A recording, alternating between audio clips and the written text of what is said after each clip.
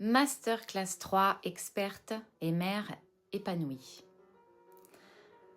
Comme vous le savez, ici, je parle le plus souvent, soit aux mères qui, en plus d'avoir été très investies et très présentes auprès de leurs enfants, prennent aujourd'hui un chemin de reconnaissance et de mise en valeur d'une expertise, de leur expertise. Et souvent, elles sont en reconversion professionnelle ou elles l'ont été de multiples fois. Et où je parle aux mères qui sont très au clair sur leur expertise, leurs entreprises, avec un grand E, tout ce qu'elles entreprennent, et qui souhaitent aujourd'hui reconstruire quelque chose d'autre avec leurs enfants. Une nouvelle connexion, une nouvelle vision, dont je peux dès maintenant, spoil, vous assurer qu'elle sera porteuse pour tout ce que ces femmes, ces mères vont entreprendre par ailleurs. Donc comment ces mamans avec des choix de vie jusque-là assez différents se retrouvent dans mon mentorat ensemble? Eh bien, c'est parce qu'elles rejoignent parfaitement les conditions de mes deux piliers principaux qui sont 1. L'accompagnement respectueux de l'enfant, à minima une volonté d'une nouvelle connexion avec les enfants. 2. Être entrepreneur, avoir une ou des expertises, se sentir excellente dans son domaine et mettre naturellement tout ça en valeur. Dans tous les cas, ça nous fait arriver à un point dont je veux vous parler ici, qui est ce choix de connexion forte à l'enfant et les conséquences que ça peut avoir pour eux d'être guidés par une mère qui sait se mettre en valeur et qui s'autorise à aller vers son épanouissement personnel dans son quotidien et ne pas lâcher ça. Que ce soit avec une entreprise ou tout autre domaine. Donc chapitre 1, vivre avec l'enfant sans frein et avec vos passions respectives. Respecter son enfant, c'est avoir des connaissances sur leur fonctionnement, oui, mais pas seulement. Et pour pouvoir respecter son enfant, il faut être épanoui, oui, mais pas seulement non plus. Alors, comment on fait pour faire en sorte de combiner tout ça? C'est un chemin. Ça peut être le chemin d'une vie. C'est le chemin de mes accompagnements. C'est aussi mon chemin personnel. Et c'est pour cette raison que je suis mentor. Et que je ne vais pas user seulement de mes capacités de coaching aujourd'hui auprès des personnes que j'accompagne. Et comme je le répète souvent en me présentant, l'accompagnement respectueux des enfants, sensibiliser sur un relationnel avec l'enfant à partir d'un autre regard, c'était déjà mon focus bien des années avant d'être maman. Donc, reconnaître que c'est un chemin et qu'on ne recherche pas à atteindre des résultats immédiats sur chaque situation et chaque difficulté au quotidien, ça ne nous empêche pas dès aujourd'hui de respecter nos enfants au maximum et de s'autoriser à être épanouis. Donc, en fait, ne serait-ce que réaliser qu'il faut les deux, c'est-à-dire les connaissances qui aident au changement et s'autoriser à être épanoui sur ce chemin, ça nous aide au niveau du système nerveux, au quotidien, à pouvoir continuer d'apprendre sereinement et à ne pas se couper ni de nos entreprises, ni de nos enfants. Maintenant, nous savons que se couper de ses enfants est pour une maman rarement un réel choix et souvent c'est un comportement qu'on adopte lorsqu'on ne veut plus en fait souffrir d'une culpabilité qu'on ressent et qu'on a laissé s'installer. Culpabilité installée à partir probablement de sensations d'incapacité, d'impuissance ou de quelque chose sociétalement établi dont on croit qu'on ne peut que le subir. sachant que, vous le savez, quand on part dans la culpabilité, mais surtout quand on y reste, quand on y est bloqué, eh bien, cela s'ajoute à une surcharge globale et peut générer justement des comportements violents de notre part, à l'inverse de ce qu'on souhaite, en se mettant trop de pression. Mais évidemment, ce n'est pas uniquement une question de « je me mets trop de pression », c'est « oui, j'ai un mécanisme bien implanté qui a cette forme de stress sous-jacente et c'est comment je vais choisir d'aller pirater ça. Comment je comprends qu'il me faut continuer d'investir auprès de quelle personne, avec quel engagement envers moi-même, avec quelle confiance en la personne que je choisis pour être accompagnée.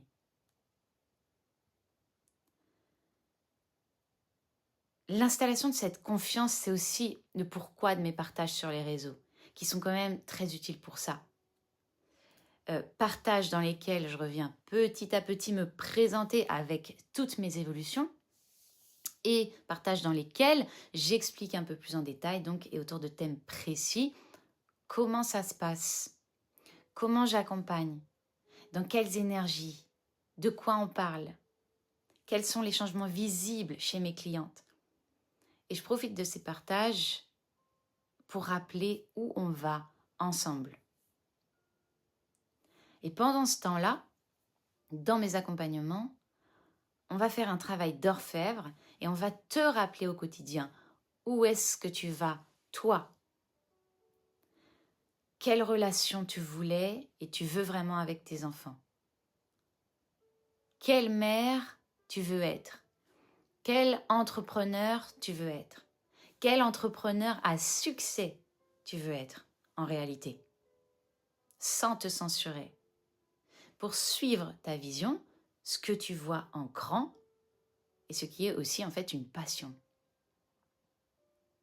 Et quelque chose qui impacte par ton intensité et le cœur que tu y mets. Donc c'est aussi quel modèle tu veux être, expérimenter, représenter auprès de tes enfants et avec eux. En soulignant que tu es en chemin et en amenant surtout de la légèreté dans tout ça, dans vos apprentissages à être ensemble, vos essais pour combiner vos visions différentes au quotidien, vos idées, vos besoins spécifiques à chacun. Les enfants nous entendent parler de manière passionnée, ça ne peut que leur apprendre à connecter à leur propre X-Factor, leur possibilité de conserver le langage de la passion, la vie avec la passion, la vie avec le plaisir. C'est une vraie révolution. Pour beaucoup de familles, pour beaucoup de femmes, et pour des enfants qui, par ailleurs, bien souvent, de toute façon, entendront encore qu'on n'est pas là pour avoir du plaisir. Mais pour être bien docile et travailler, peut-être, pour quelqu'un dont on ne connaîtra ni la vie, ni les intentions, sans en tirer même forcément des bénéfices personnels, d'épanouissement ou d'expansion possible de leur X-Factor, de ce dans quoi, en fait, ils auraient pu pourtant être excellents, pour eux et au niveau sociétal. Cet intérêt interne, ce sens pour eux, pour leur vie, ce qui va vouloir s'exprimer à un moment donné, qui si on détourne les enfants de ce chemin naturel d'expression, via une passion ou un métier ajusté plus tard, ressortira à un moment ou un autre sous forme peut-être d'expression violente pour soi ou pour les autres, parce qu'accompagnée de frustration non gérée. Formes d'expression violente pour soi ou pour les autres que peuvent être les addictions, la dépression, les comportements impulsifs, les comportements de fuite et tout ce qui va être le reflet de ce qui est comme un combat permanent à l'intérieur.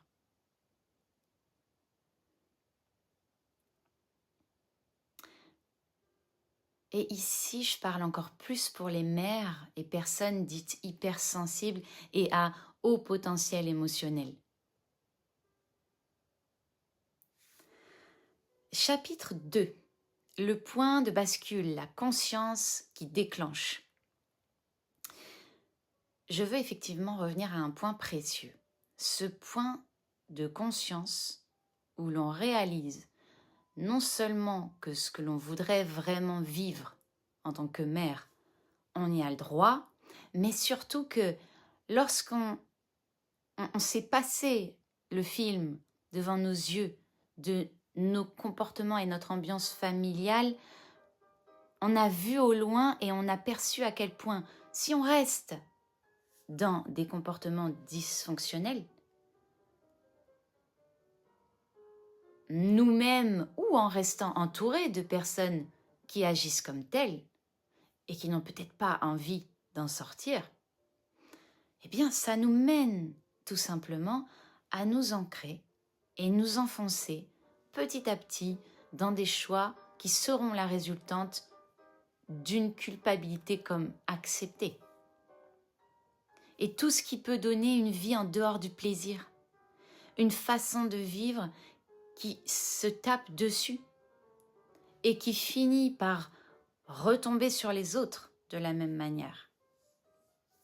Vous le savez, vous l'avez peut-être vécu, peut-être vu autour de vous, peut-être étudié, c'est évidemment délétère. Donc, nous savons bien, ces mères savent bien, vous savez bien que la culpabilité est totalement contre-productive. Mais c'est ici que c'est intéressant. Parce qu'on sait que beaucoup de mères commencent à se faire accompagner à partir de cette prise de conscience. Et c'est pour ça que je veux aussi en parler ici comme d'un point de bascule précieux. Le premier mouvement, quand tu repères de la culpabilité, c'est que c'est bon de voir ça. Parce que si je le vois, c'est que je peux en faire quelque chose.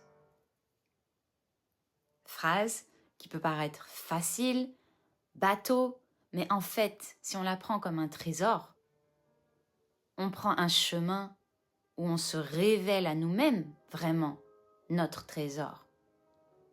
Un chemin dans lequel on retrouve la vue, une vision qui nous fait du bien, notre vision, non parasitée par des comportements qui peut-être ne nous appartiennent pas et que on décide de ne plus choisir. Puis au sortir de mes accompagnements, vous retrouvez, après les avoir expérimentés ensemble, main dans la main, ces comportements et des nouveaux mécanismes qui vous font réellement du bien. Et à long terme, chapitre 3, la conscience du changement, le début des nouveaux choix. Les mères qui se disent oui avec moi, peut-être qu'elles suivaient des programmes, des formations, mais ici elles changent de choix et de forme d'accompagnement et donc de façon d'apprendre parce qu'elles réalisent que là où elles en sont, ce qu'elles avaient choisi ne les aidait pas assez franchement, pas assez holistiquement et avec un œil pas assez expert sur leur situation très spécifique et avec leur choix de vie plutôt hors norme. Et évidemment que ce n'est pas la faute du programme, c'est simplement que ça ne correspond pas à vos besoins et c'est OK d'avoir testé plein de choses parce que dans tous les cas, grâce à tous ces essais, vous savez aujourd'hui ce que vous voulez et vous savez un peu plus qui vous êtes. Donc ici, sachez que si vous avez besoin de sortir de la culpabilité, de comportements violents, autodestructeurs, d'un éparpillement d'une surcharge mentale et émotionnelle ou encore d'un syndrome de l'imposteur, vous êtes au bon endroit. Donc pour vos enfants aussi, vous le savez, c'est la base.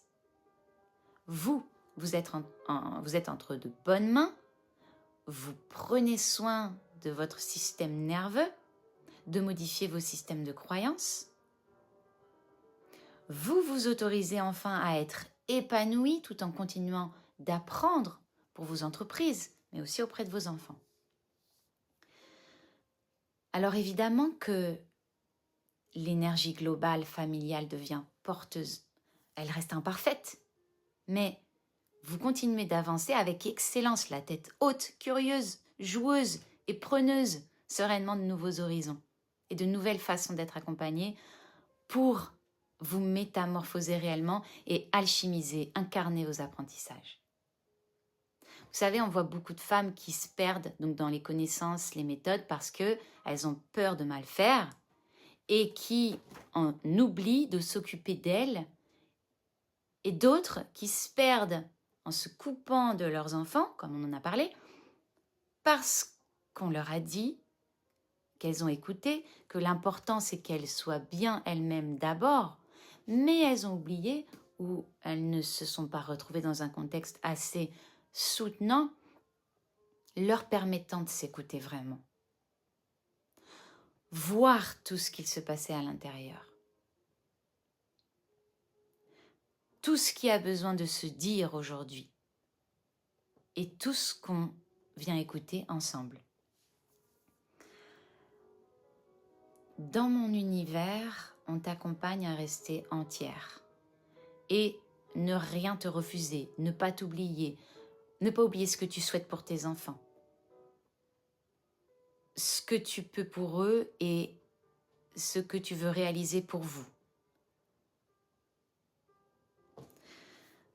Donc le premier mouvement qu'on va faire pour pleinement se retrouver et s'accorder à ses valeurs, c'est d'enlever une pression. Celle notamment dont je parle, je crois, dans la masterclass numéro 2. Retrouver de la sérénité à un endroit qui s'éparpillait et se demandait trop ou tout en même temps. Ou bien qui a abandonné donc dans un des domaines de sa vie et qui n'arrive plus à ressentir l'épanouissement plein et entier. Celui qui, pourtant, nous nourrit profondément et nous permet de créer tout ce que l'on veut. Donc, au sortir d'un possible trop plein, de trop de méthodes différentes et d'une pression qui est venue s'ajouter, on remarque que, donc c'est pas que ce n'est pas possible d'apprendre beaucoup, mais c'est possible quand on ne se met pas sous une pression à un endroit qui n'est pas souveraine, à un endroit qui croit qu'il est uniquement récepteur. J'en parle aussi dans la masterclass 2, accompagnante ensemble.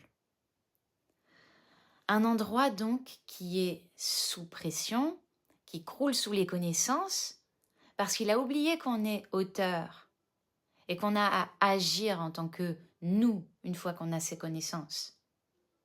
Et mon rôle, donc dès le départ, dans le premier mouvement, c'est que tu ressentes le feu de ta créativité retrouvée grâce à cette sensation d'être auteur, d'être leader, d'y voir clair, mieux comprendre ta propre façon de pouvoir être cette leader.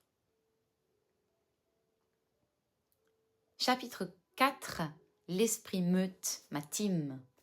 L'idée n'est pas d'être parfaite dans le fait de connaître le fonctionnement des enfants. L'idée n'est pas de tout connaître et de tout réaliser à la perfection.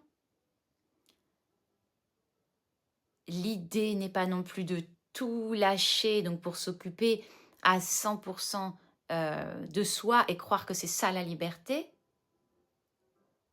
Parce que je parle ici à des mères pour qui la liberté ne s'imagine pas sans eux, avec un esprit famille et de reliance aux enfants. Et ça ne veut pas dire être tout le temps ensemble, en fonction des âges et des besoins. Mais ça veut dire que vous pensez groupe, à votre meute. Et vous êtes leader de cet esprit. La conséquence pour les familles, quand tu me choisis comme mentor, c'est la liberté de la femme qui ouvre de nouveaux possibles, qui fonde de nouveaux modèles. Et ça dérange parfois. Et moi, j'adore ça. Et je suis là pour qu'on soit des milliers, puis des millions à porter haut notre voix ensemble, à montrer tout ce qui est possible en termes de relations bienveillantes, en termes de business au féminin qui ne se refuse plus rien, en leader de nos vies avec nos enfants, en bâtissant des modèles inspirants à partir de choix qui nous correspondent véritablement. Donc, ce sont ces femmes-là que j'appelle et que j'accompagne déjà. Et c'est toi que j'appelle pour que tu nous rejoignes.